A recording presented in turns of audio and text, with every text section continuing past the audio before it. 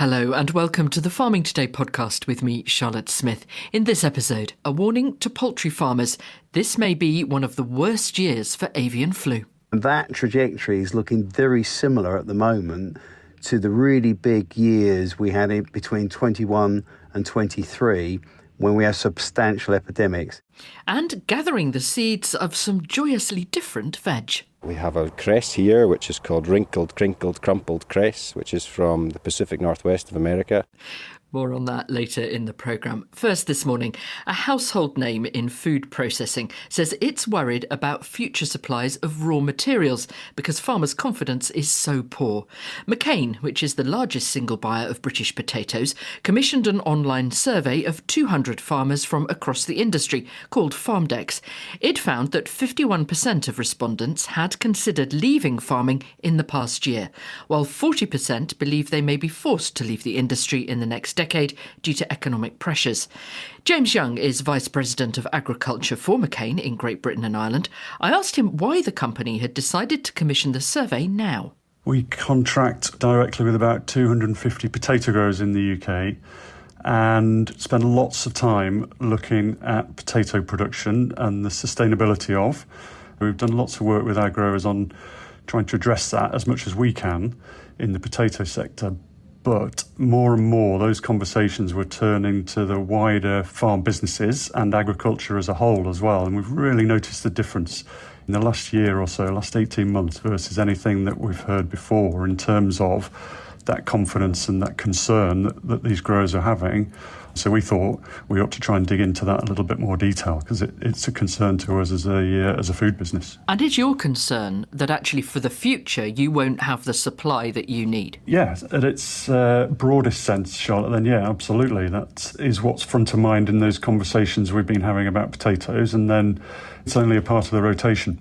So if there are problems elsewhere and that wider infrastructure of agriculture and confidence in the future suffers, then yes, there won't be as many potatoes and we will have a problem with supply. But we take quite seriously that bigger picture on food security and food supply for the UK as a whole as well. What you found was that a lot of farmers are not that confident. Just over half have considered leaving farming. Many others think they may be forced to leave in the next few years. Was that what you were expecting to find? We did expect that it wouldn't make good reading, but probably not such a big number in terms of leaving the industry. That's the bit that really worries us, because what will happen to that land and that food production after that happens, and the loss of all that experience and everything that's gone into that viable food production over all these years and generations. You know, and some of our growers have been working with us for 3 generations. Although some might argue, well, farmers are never particularly happy, and thinking about doing something isn't the same as actually leaving, is it? No, that's true. And to be fair, we haven't seen that yet, but it just does feel different to some of these conversations we've had in previous years. Just this number of different challenges and headwinds all happening at the same time. Arguably, one of the challenges is price that farmers are paid by companies like McCain. Yes, correct. And that's why when I talk about the work we've done with our growers over the last few years, that's very much part of the conversation. And it is tough out there, and it's a very challenging and competitive market for us as well. But we have put a lot of work and a lot of money into that over the last few years as well to try and make the potato crop an attractive proposition still for the growers. And we have discussions about this balance of risk as well, which is such a hot topic and becoming greater in growing the potato crop. We'd very much front up with that with our growers in those conversations. You're also calling on the government and industry leaders to take action. Why and what? Because it is so acute now across the rotation or across all farm businesses that we feel, we can't do this on our own. So other industries and other buyers of agricultural products have roles to play as well, like we do, as you just mentioned them, when it comes to price, but also longer term kind of relationships and partnerships with farmers. But from a government point of view, there's some clear asks, and the stability or the lack of stability that farmers are facing really does need addressing. Give me some examples there, because obviously the main problem that people have had this year is the weather, and no government can control that. The things that government are working on at the moment, whether it's the framework that came out of the Food Strategy Advisory Board, the land use framework, the profitability review, The reviews of elms and SFI, all these things are unclear, but when they become clear, if they're done in the right way, if they all land in a really good way, then I am optimistic. I think there's a real opportunity there for agriculture going forward, but we're at a very critical moment. And if they don't? Well, then I think this survey will get worse, and I do worry about the investment in the future and the next generation that are coming through. If that optimism doesn't increase, then, it is a real concern for UK food production. James Young from McCain. All this week, we're taking a look at where it all begins in agriculture and horticulture, seeds. We've heard from some big companies producing the seeds for mainstream crops. Today, it's a very small operation and some crops which you may very well never have come across. Seeds of Scotland is based on a farm just north of Inverness and run by Finlay Keeler and Hayley Shepherd. They focus on genetic diversity, growing hardy traditional or little-known varieties. They took Nancy Nicholson into one of the polytunnels full of plants which have gone to seed. In front of us there's rows of green plants growing, but over on the far side here, this is what's really caught my eye, Finlay. These giant pom-poms sticking up into the sky here. They're about 4 or 5 feet tall. They're very artistic looking. What on earth are they? These are Musselburgh leeks. This is the second year of the growth. They shoot up these big flower stalks which look like pom-poms, and then you can see inside of them are leek seeds, little black seeds. You've just opened one up and you see the wee black seeds inside. So we're currently just harvesting these and drying them out, and we'll start threshing them in the next couple of weeks to get all the seeds out. Musselburgh leeks are a traditional Scottish variety, and what you focus on are what we would call heritage varieties. A large part of what we do is we find these varieties and we grow them here. But we also grow other varieties which are from other parts of the world which have different stories. We have some chilies from the Colorado mountains. We have a cress here which is called Wrinkled Crinkled Crumpled Cress, which is from the Pacific Northwest of America. We have Japanese mustard greens here called hayaka. After the seeds have dried a bit further, we take them upstairs to thresh and clean, which is where we're going to go and have a look at just now.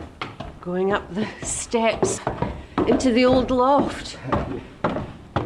I'm just going to turn on this small laboratory thresher to thresh some of our parsley seeds that we harvested earlier on. Right, okay. So will it make a noise then? It'll make a bit of a noise, yes. Okay, I'll stand back.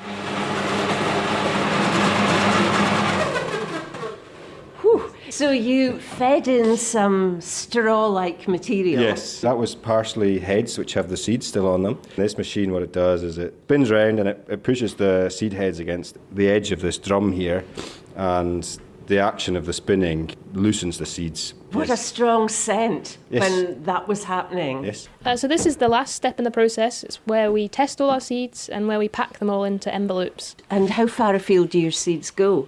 All over the UK, really. We've had a lot of customers from the Highlands and Islands. Often we'll see one person might make an order from an island, and then we'll get a few orders from an island, which is very nice. Is it important to have that genetic diversity? Because these aren't just bog standard seeds you could buy anywhere. I think if you look at something like Shetland kale, none of the plants are the same as each other. They're all very different to each other. That's something that's very well adapted to growing in Shetland conditions. And the diversity within Shetland kale is something that makes it very resilient. Are any at risk of being lost, any of the varieties you're growing? Because if you lose a variety, it's a bit like losing a dialect, a voice, isn't it? We've been looking for Scottish varieties and trying to find varieties which have more connection to certain areas, and unfortunately there's not an awful lot of them.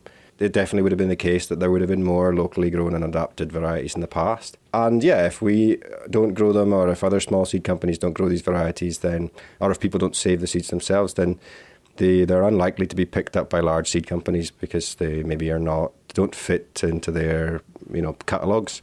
So we want to grow them to make sure that they are available for people to continue to grow.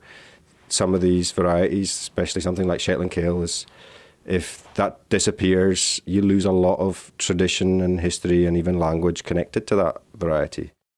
That report from Nancy Nicholson. Poultry producers are being warned that this season could be one of the worst for bird flu in recent years. This week, all poultry in England and Northern Ireland was ordered inside after a number of new cases. The mandatory housing order applies to everything from backyard flocks to big commercial free-range farms. Professor Ian Brown, who leads the Avian Virology group at the Pirbright Institute, outlines the picture right now. Well, it is very concerning. We obviously look at data from multiple sources, and what we're seeing at the moment is a big increase in cases on the continent, a substantial increase in cases in the UK, so that's England, Wales and Northern Ireland at the moment. What we tend to look at is what we call the trajectory. So how many cases do we get over a period of time? And that trajectory is looking very similar at the moment to the really big years we had in between 21 and 23, when we have substantial epidemics. Not only that, there's a lot of virus being detected in wild bird populations at the moment. That's not unusual finding it in wild birds, but the amount of virus that's being found signals that there's a lot of virus out there, which means there's a lot of virus in the environment, which means it has an increased chance of finding its way into kept birds. Why is it happening? Essentially, we've got a virus that's incredibly what we call fit. It's a perfect virus for replicating in birds. It is able to spread very easily. It's highly infectious. It's very well adapted to birds, which makes it almost a super strain. And that virus is being maintained in wild birds. It's being maintained in poultry in some places as well, where it's not properly controlled. And therefore, we've got this very big wave, if you like, of spread, which has not just been happening in Europe, it's been happening around the world over the last couple of years. Do we know why this strain carried on circulating throughout the summer? Because usually it's sort of expected that it burns out and then possibly is reintroduced again in the autumn by the migrating birds. It's been able to spread into orders of birds that were perhaps not affected in the past.